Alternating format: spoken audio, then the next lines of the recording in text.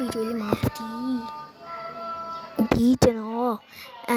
Tobey Maguire ဆိုရယ် Tobey Maguire ဆိုရယ် Spider-Man လို့ပြောတာလေTobey Maguire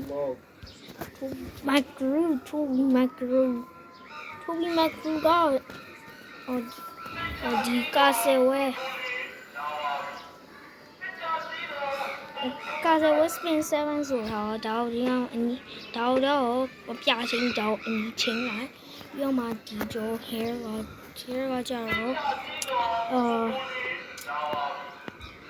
တို့စပင်းအတူပဲထားရတယ်အတူထားပြီးတော့မှကျွန်တော်ဒီပွားဝေးပြီးတော့မှအမမျိုးလုံးစပင်းကြောတော့ပြန်ပြောင်းအောင်ဥမာစပင်းတစ်ခုအစ်စ်ထွက်လာပဲဟုတ်ရပြီးတော့မှကျွန်တော်ဂိမ်းရောက်ခင်ဗျာဂိမ်းရောက်မှာTobey Maguireတားလို့အဲ့Tobey Maguireသူ့Tobey Maguireလို့ပဲခေါ်သူ့Tobey Maguireလို့ပဲခေါ်နှစ်ခုရှိဗျာဘယ်ကျွန်တော်ဘယ်လိုဖြစ်လဲ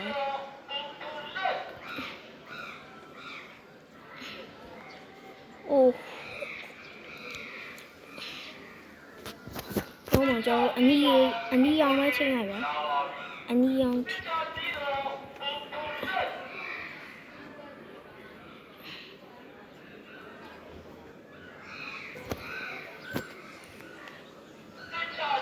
်တော် master နဲ့ဒီ Oramus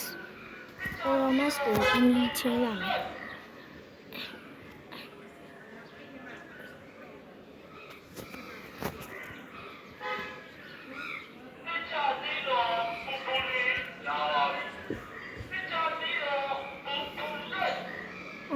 ပြန်ချင်းလိုက်ပြီးတော့မှကျွန်တော် glass တွေ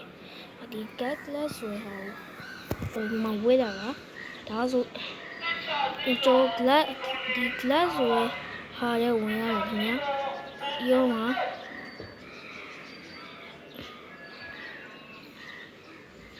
ပြီးတော့မှ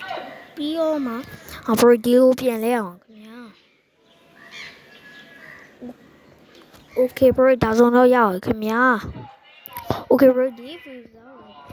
ဒီလောက်ပါခင်ဗျာကျွန်တော်ဒီနေ့မှာတော့ဒီ Amazing